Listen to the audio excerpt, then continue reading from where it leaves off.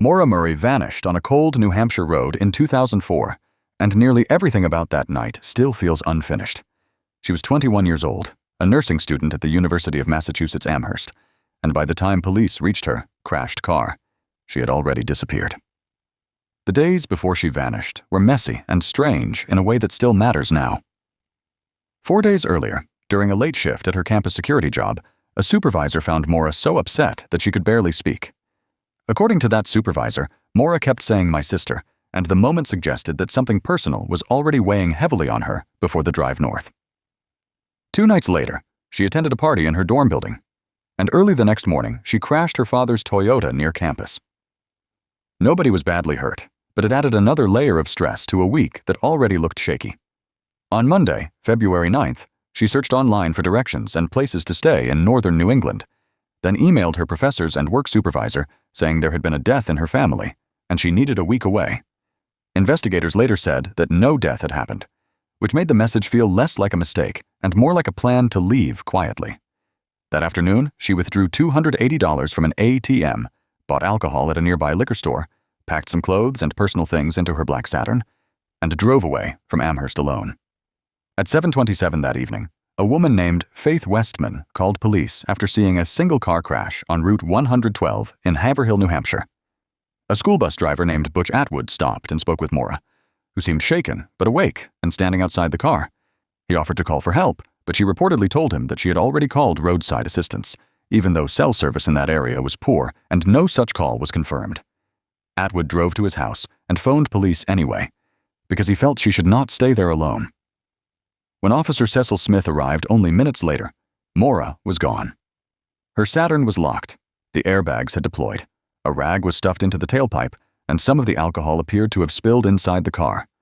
That rag was not random, because her father later said he had told her to use it as a temporary fix for engine smoke. No one saw her leave, no confirmed witness saw her get into another vehicle, and there were no clear tracks showing that she had run deep into the snowy woods. That gap of just a few minutes turned the case into one of the most argued disappearances in America.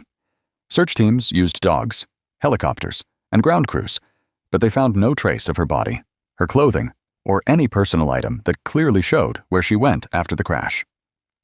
A tracking dog reportedly followed her scent for a short distance along the road, then stopped, which led many people to think she may have entered another car.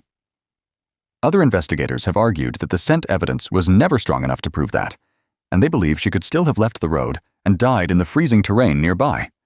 Police also learned that her map searches pointed toward the White Mountains and parts of Vermont, but no one knows the exact destination she had in mind.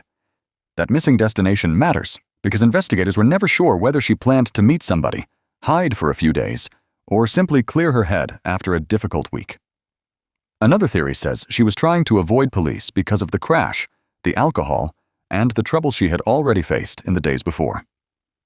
Some people believe she planned to disappear and start over, but there has never been solid evidence that she built a new life anywhere.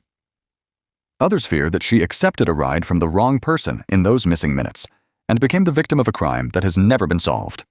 Years of renewed searches, witness claims, and court fights over records have kept the mystery alive, but none of them produced a clear path after the crash. What keeps this case alive is how ordinary the beginning looks compared with how impossible the ending feels. A young woman leaves school, drives north, crashes on a dark road, speaks to one person, and then simply drops out of the world before police can reach her. Her family has pushed for answers for years, private investigators have stepped in, and online detectives have examined every mile, every phone call, and every rumor. Still, there's no confirmed sighting after the crash, no proven suspect, and no answer that fits every fact cleanly. Maura Murray has been missing for more than 2 decades now, and the silence around that road still feels louder than any theory. If this case stays with you, keep following Dark Case, because some mysteries never stop asking to be solved.